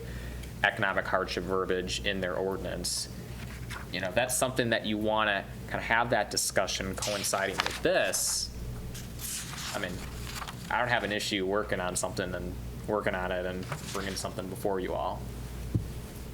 If there's a kind of a interest in that.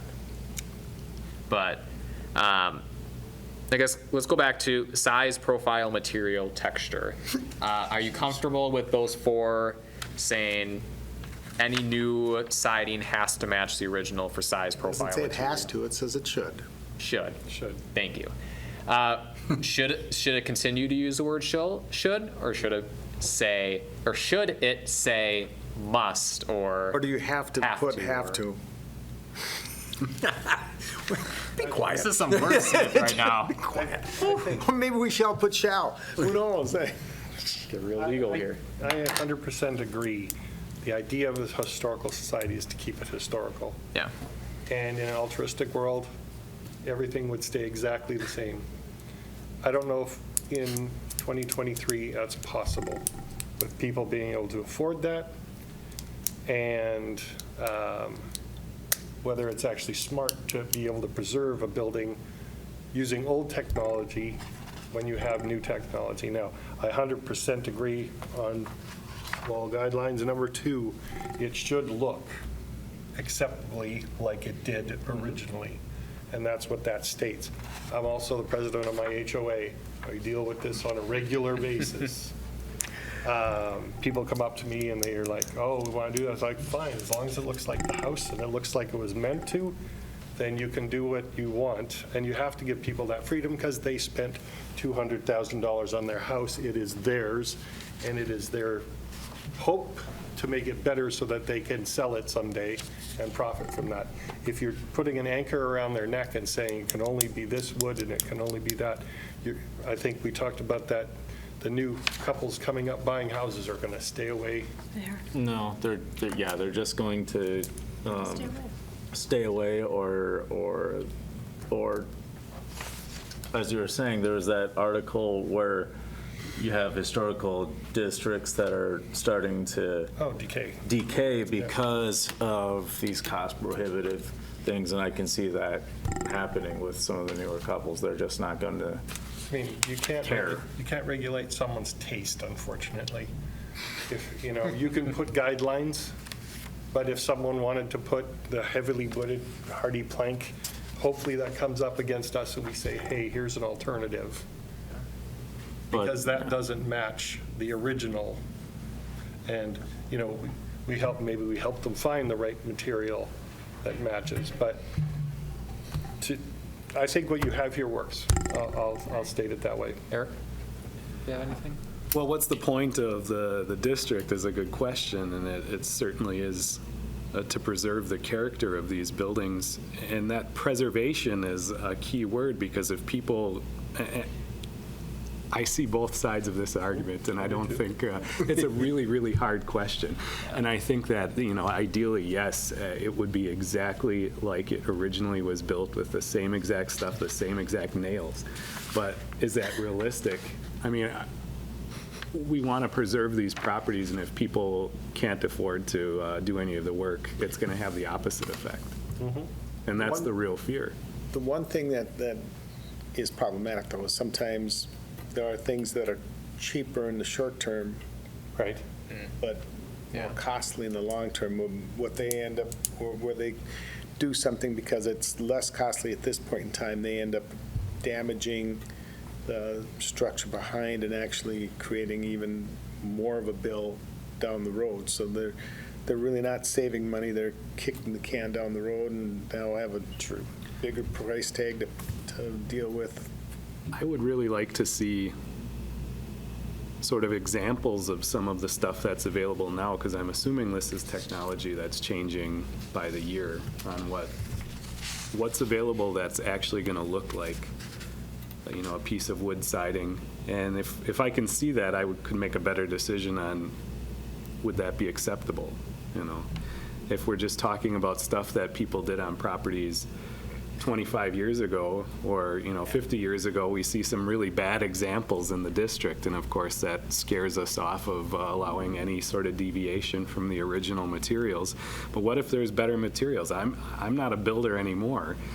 I don't know what's available now for, like we were talking about on the audit. I know we're getting away from walls now, but roofing material, does it have to be exactly this, or can it look exactly like that and actually be a better product that's going to hold up for a lot longer and protect that building for a lot longer? And I think that's the same with any sort of cladding on a building too. For my opinion, if we can have it so it looks right and it doesn't look fake, and it's going to last a lot longer, aren't we achieving more of the preservation that we're aiming to achieve? On the other hand, if we're allowing some shoddy materials that make a building look fake and make this original wood siding look clearly vinyl, then I think we're actually going in the wrong direction on our historic preservation district. So I think this is probably the hardest decision or hardest discussion we'll have is this material issue. Maybe paint discussion. Paint might be a tough one. Windows will be too. Paint can be replaced. We're starting with the easy one, and it's still not that easy. There's one other comment I want to make. Yeah. If this historic district, and again, I'm talking about the Clark Street one, if the Clark Street Historic District was not on Clark Street, the houses, first of all, would be worth more. It's a busy street. I live on a busy street. And again, it goes into the bottom line is the money aspect of it. I know that when I moved there, we did not do a whole lot of renovations because of where it was located. And if you look at, realtors, I mean, it's the location. So that's an extra burden you know, on those houses on Clark Street because of the location. And that's true to some extent, but I also know my neighbor's house on the corner of Division and Clark. You gotta just get went for somebody from out of town. 550, no, they weren't from out of town. Okay. It is incredible inside. $550,000. It's incredible. Holy moly. Which one? The one right in the corner. The white. Iber House. Oh, the Iber House, okay. Yeah, Iber House. Southwest. Yeah. Yeah, 549. White one? That was a year ago. Yeah, the big white one. To kind of get your comments, Eric, do you think it would be beneficial if I've been in. next time we meet, which, going to put a pin on that real quick. Since we're going to be talking about these design guidelines for the foreseeable future, I am going to want to schedule more frequent meetings, say every 2, maybe 3 weeks tops, just to kind of But just take one thing at a time. take one thing at a time. Eric, I really like your idea, though. It'd be really nice to see some samples of materials. Should try to, one example, I mean, in my house, I have 2 original windows left from when it was built in 42. They look, but they got, when they replaced it, it's the Cadillac. I mean, they're really, really nice. They're not wood. I didn't know they weren't wood until I had already been in that house for probably a half a year. But What are they? it's a really heavy-duty vinyl. But it might be vinyl-clad wood. They're very heavy and very, I mean, So I guess the consensus I'm hearing is bring some samples in for synthetic siding, bring some examples in for you to look at. Would it be more beneficial to look at some of these samples here in the room at this table, or is it better to do that kind of out in the field, not on private property, but on the sidewalk to kind of do a compare and contrast? I guess what's better for you 6 folks to kind of get a sense as to where you may stand on the issue? Kind of look at a physical copy here, or? Actually, both. Yeah, if there's examples that are on a house, it would be nice to see it, but I'm also interested in maybe products that haven't been out long enough to Right. to be on a bunch of houses. Right. Let me do some work on that. I can get some samples. I believe there are several, I won't say approved, but other communities have approved types of materials like that. Windows is the one that pops into everybody's mind because it's a very expensive proposition regardless of its old or new house. And there are, I believe, speaking with some friends who owned a house, there are window companies that specialize in historic look windows, even though they are double glazed, et cetera, so. although nobody will replace the big bay window in my front. Oh, I wonder why.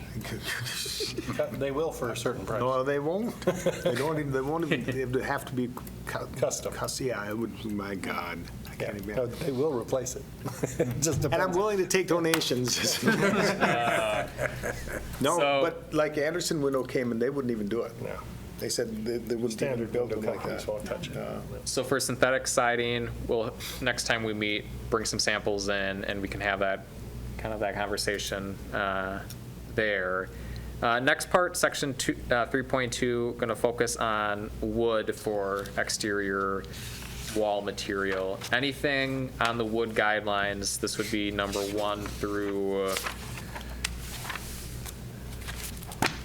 6, that stands out. Where am I going here?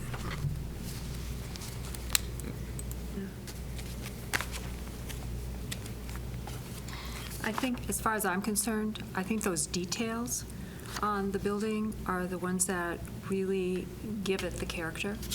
I mean, obviously, I harp on the siding because those are the big areas, but I don't think that that's necessarily what you're going to look at first. You're going to look at the details.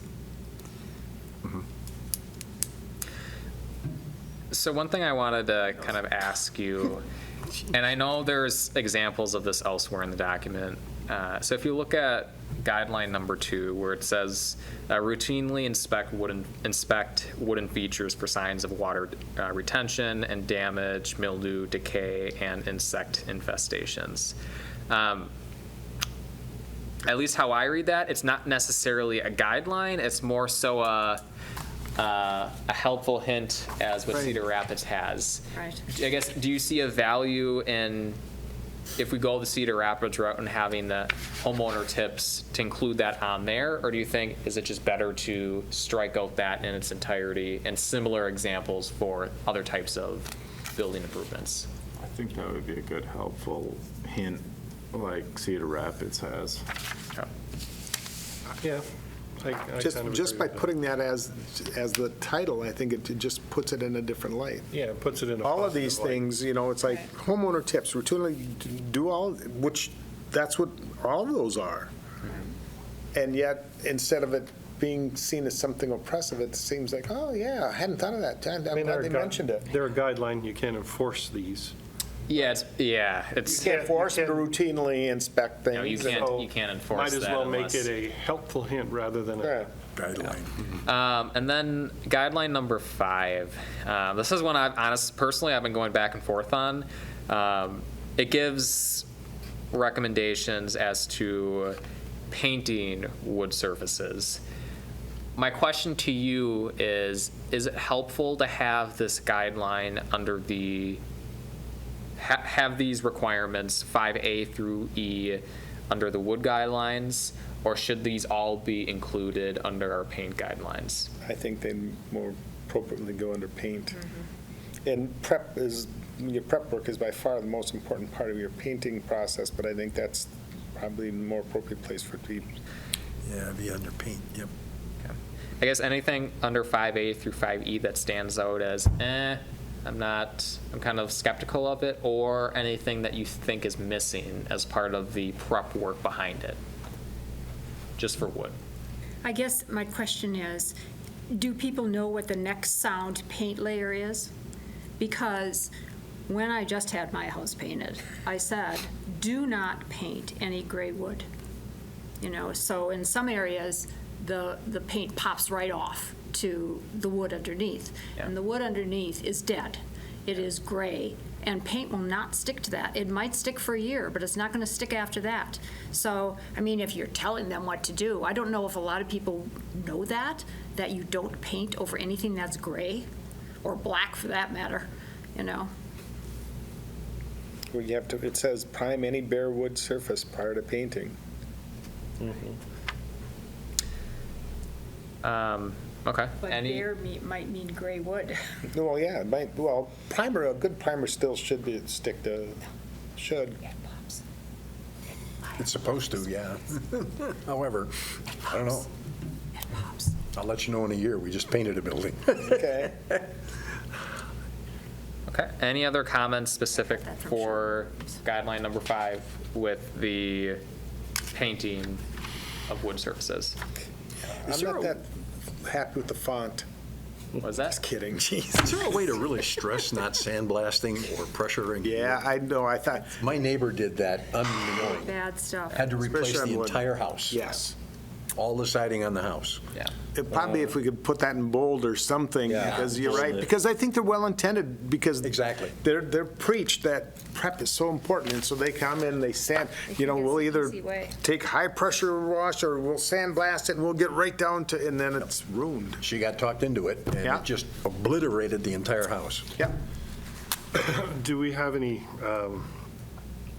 guidelines about using accredited historical construction companies and/or painting?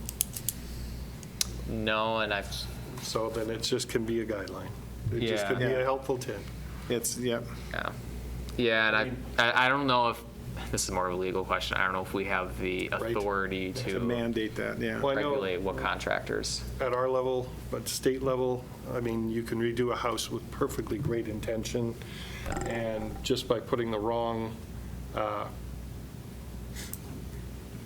But everyone has the right to be wrong. yes, they do. But I know, I think Laughlin House couldn't apply for grants because they after the fact, found out they did a few things incorrectly. That's why That's it's a beautiful house. Yes. I Which think one? it's- I'm sorry? Claflin. Oh. I think it's, I think it does wonders for that corner. But I think that's why it's nice having these helpful hints, so people, and some of those really key ones, maybe bold them, but yeah, that's why I think if you phrase it as helpful, the odds of people actually reading it, as soon as it's guidelines, it's like, oh, God, you're going to glance through it. But if it's We're here put to as help helpful hints, it's like, yeah, you know what, I'm going to see what. Helpful hints you could say, you I gotta go might home. want to contact Check out that the windowsill. historic preservation builder. Yeah. You're not mandating anything. Yeah. And then last one for guideline number 6. So repairing deteriorated wood by patching and splicing with material of similar size, shape, and texture. Materials such as aluminum, vinyl, and veneer are not recommended on historic wooden structures. Yeah, I think second sentence, I think we kind of talked about already, but what I'm curious of is really that first sentence. So if a repair is needed by patching or splicing the deteriorated section, I guess my question to you is,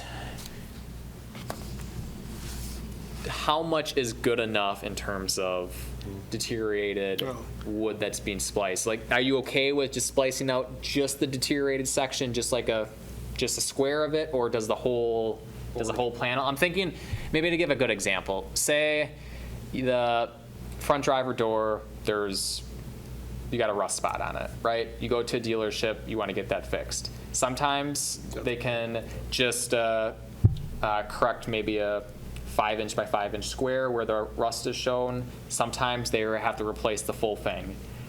I guess this is something I've been thinking about as to, is it better to splice out just the deteriorated section and kind of make sure the new material blends in well with the existing, or is it better to replace a bigger section of it? You have to replace enough that it's structurally solid once again.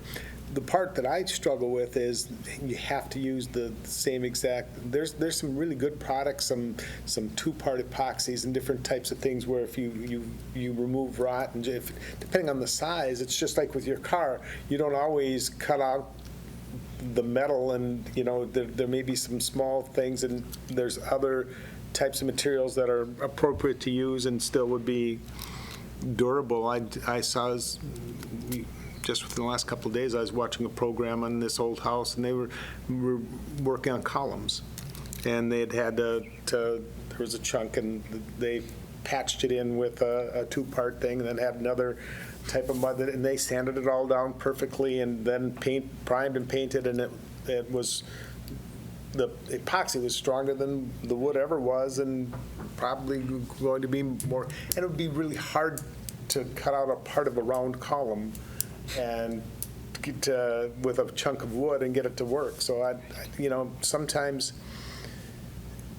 there may be a better way than using the original material. I don't know, and maybe that's an exception, and you don't, such a. I don't know about the round part. Right. We did have a building where we had to take out anything from a piece that big to a full board. Right. And replace the whole thing, and you'd never know it, with the same Right. material. Right. Painted it over, and you'd never know it. And for the majority of those, that makes sense, but I think there may be some instances where that might not be feasible.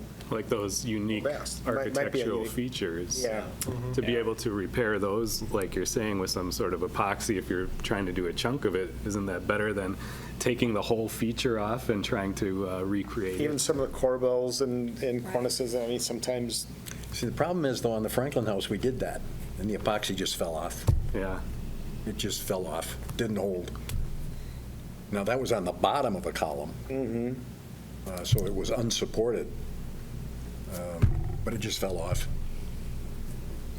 So what I'm hearing from you, Eric, is, I guess correct me if I'm wrong, but the full section should be replaced. Mind my use of the word should be replaced if a portion of that's deteriorated, unless there's architectural features kind of in the way, that then you're permitted to That's splice not really out- what I said at No? all, but I said Okay. that. I'm just trying to think of a way that if there is a potential amendment to that how it would be worded to kind of cover what you just talked about.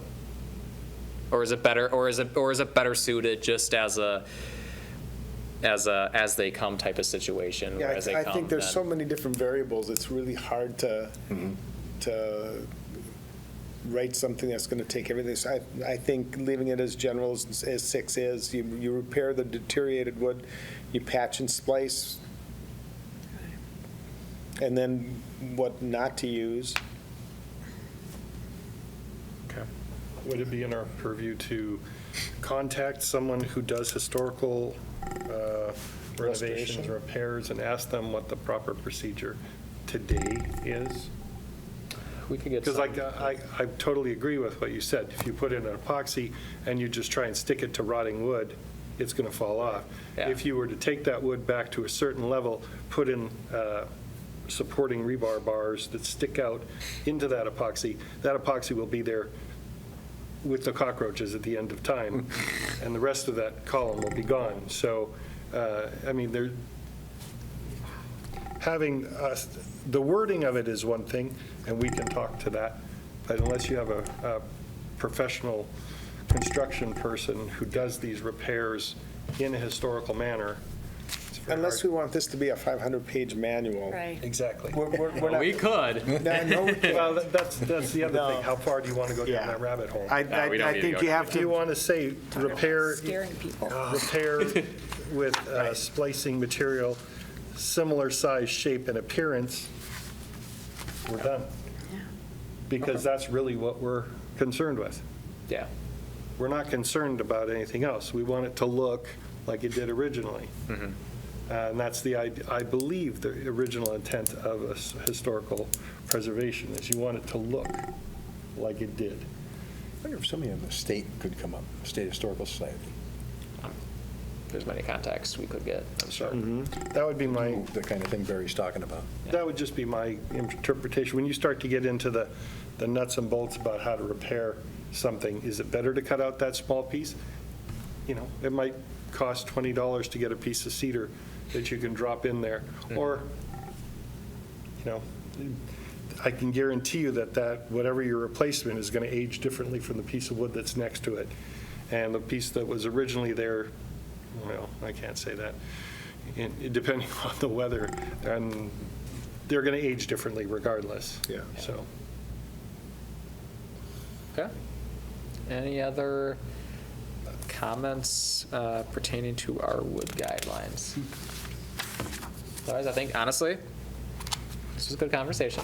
And I think this is kind of, in a way, stemming off of our conversations for both of the walk audits. And as I mentioned at the onset, I mean, it's going to be tough conversations to have. We're not going to shy away from that fact. And frankly, kind of like the mural guidelines, it's something we kind of just have to rip the Band-Aid off and have that conversation. and I do think it was nice having some of the other guidelines from the other cities, some of the things, some of the ways they've presented things, some of that type of stuff, I think we can incorporate, and Yeah. some of the verbiage, and Okay. even it's kind of nice having the recommended and not recommended, you know, sometimes it's like, we tell them, do this, do this, do this, but it's like, yeah, you might not want to do this, it's, yeah. So like I mentioned, next time, we'll probably have a meeting. I don't know what. Scheduling can get a little wonky in the summer months, but Right. hopefully at some point in the month of June, we'll have another one. We'll have a follow-up conversation for wood guidelines, and then we'll take a deep dive into, for sure, section 3.2, talking specifically about materials, wood, masonry, and metal. Hopefully next time I won't have a city council meeting scheduled opposite it. I sure hope that's not the case, but Busy I'm day. good. the one thing I didn't see in here, and this would be specifically case by case, but we did see a few houses that looked like they had put cladding over the old siding. That is the death of a building. It is. Definitely is. And it does, There's nothing, it says proper preparation. no, but there is one that says that was that in ours or different Right. communities where it says putting it over the top, that it actually traps moisture? Right. It did say It that did say that someplace in one of somewhere? these, Yep. yeah. Yeah, I did- don't think I it was did read ours. that. Because, yes, I Was that did in ours? notice a house I think it was. Yeah. I that read looked like it had I read it in one some of them. stuff. I did see it in I one of think them I too, read because it- I said, read the Madison one, yeah. Was it in Madison? It was in one of them. Okay. One of the two. One of the houses on our walk had like that typical 50s woodish shingle over top of what looked like was the original wood. Huh. Because there one was a was that? broken tile. yep, You it could is. see underneath. Which one It is was in ours. Engineered or synthetic siding can also be quite damaging to historic structure. It often covers deteriorating wood and hides water or insect damage. Wooden structures should be allowed to breathe in order for moisture to escape. Vinyl or aluminum siding can cause moisture retention and continued deterioration. Finally, the application of engineered or synthetic siding to the structure itself damages historic materials and architectural features. There you go. Okay, I agree with that, but it doesn't say you have to take off the old cladding. No, It says wood don't put structure. anything over the top of the old cladding is basically what it says. What part are you on there? That'd be on page, what page is 12. this? Right Page 32 of Okay, I see the it. agenda packet, page 12 of the Yep. design guidelines. This paragraph. I mean, if you want it to be more explicit, I mean. I'm by just all thinking, means. as long as it's addressed. Yep, That was my concern. yep. So are we going to, in here, I didn't see anything, I mean, there were some landscape questions that came up as we were doing that walk in the historic district. And I know that there was a conversation about any kind of patio or something in the front yard. Yeah, so Yeah, so are those things going to be included someplace or not? we do have guidelines currently, so this, on the screen here would be, so section 4.1 is landscaping. This is kind of the miscellaneous improvements, so landscaping, lighting, parking lot signage, awnings, so on and so forth. So that'll be the conversation when we'll Okay. talk about kind of what we talked about at the walk audit, Okay. so, And I think we should try to keep our meetings to 2 hours. right on the head. I know. Is that a 5 minutes hint? past. 5 minutes past. Okay, we are adjourned.